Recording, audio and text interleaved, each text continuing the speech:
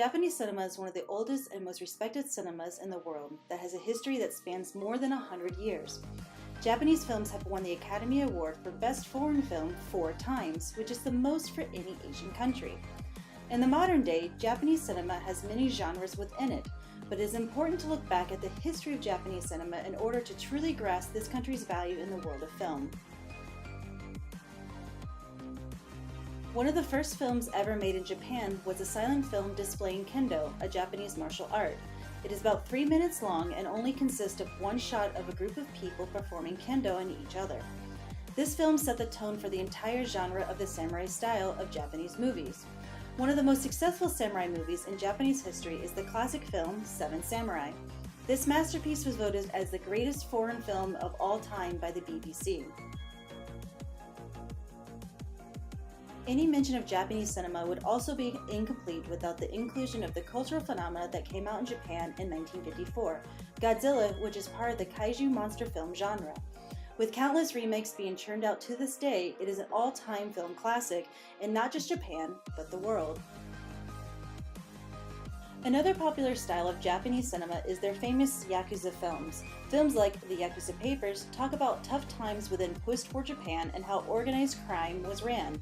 These films are ultra-violent and have a high action running throughout the plot. A genre that Japan dominates is the horror genre. Films such as Ring have influenced other countries' horror genres and scared people across the globe. Japanese horror focuses more on the psychological aspect rather than just jump scares and gore.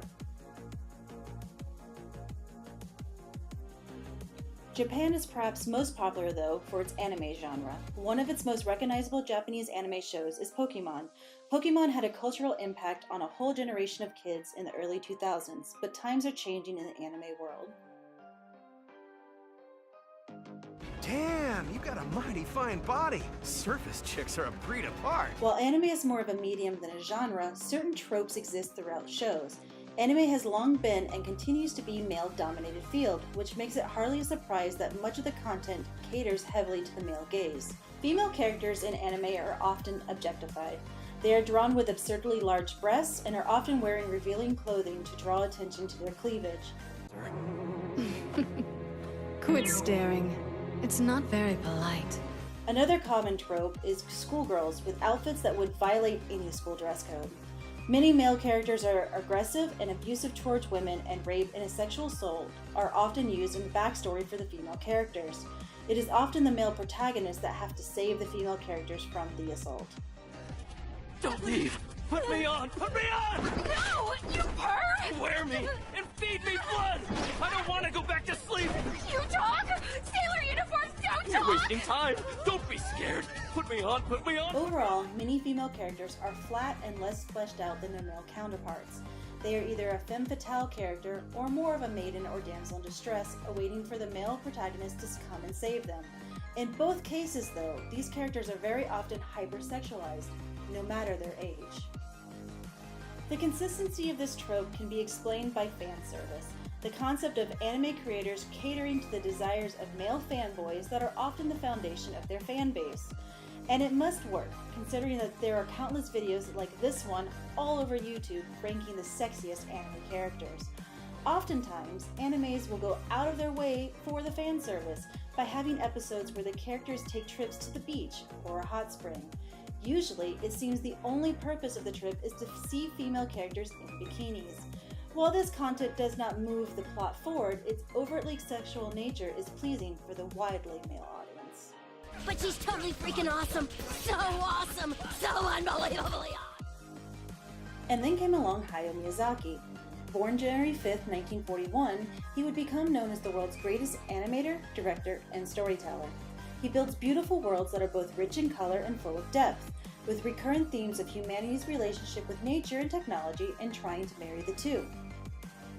His greatest achievement, though, lies in his strong-willed and multidimensional characters, especially his female leads. In many of his films, the lead character is a young female who not only saves the day, but also grows as they gain life experiences in their tales. Bonus, they look like their age without over-exaggeration of body parts and the use of the male gaze. Miyazaki has described his female characters as brave, self-sufficient girls that don't think twice about fighting for what they believe in with all their heart, stating that they may need a friend or a supporter, but never a savior. Any woman is capable of being a hero as any man. While all his films are amazing, sadly, we don't have the time to talk about each and every one in full detail, so we'll go into just a few. In 1984, Miyazaki adapted his manga series Nausicaa of the Valley of the Wind into a featured film of the same name. The film tells the story of Nausicaa, the young princess of the Valley of the Wind who becomes embroiled into struggle to save her land from the bug-like monsters who are trying to invade and destroy it. The film is seen as his pivotal work, cementing his reputation as an animator and would push him to co-found Studio Ghibli. 1997 would see the release of Princess Mononoke, a story that deals with what happens when progress meets nature and tradition and what the outcome is when everyone is fighting for their place in the world. Each of the characters are complex and are morally ambiguous, breathing to life the complexity of human and spirit nature alike.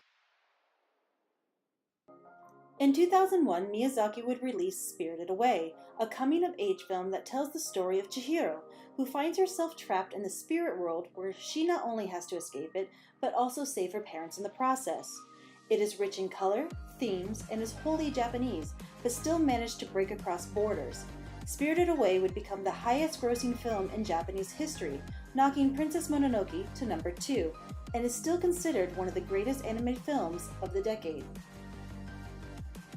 In each of these films, we see the intricacy of humans and their environments, trying to navigate the complexity that is life. Miyazaki tells fantastical stories with elements of realism that are still relatable to today, without unnecessary sexualization or the male gaze. In most cases, the heroes are the young women or children instead of just being plot devices for their male counterparts. The overlying theme of all his films is that the innocence and open-heartedness of youth will save the world.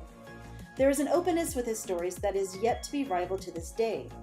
Miyazaki's stories and viewpoints would be the foundation for the modern-day girl genres in anime. Everyone's counting on you! I hear you, Luna. I am not afraid anymore. You should be! Cosmic moon power! Don't you feel you're slowly dying? Day by day, they treat you like... At a glance, female roles in anime tend to still fall into two main stereotypes: weak, meek, shy, and pure, or the excessively dominant, sexual, angry warrior woman. However, that's no longer the case. Women's portrayal in anime has improved to a great extent, with females populating the screen with roles of power and complex emotions, characterizations, and storylines. They are no longer just one or the other. Shows such as Naruto, Sailor Moon, Sword Art Online, Magi, and Tokyo Ghoul are just a few examples of these animes that show women as real people.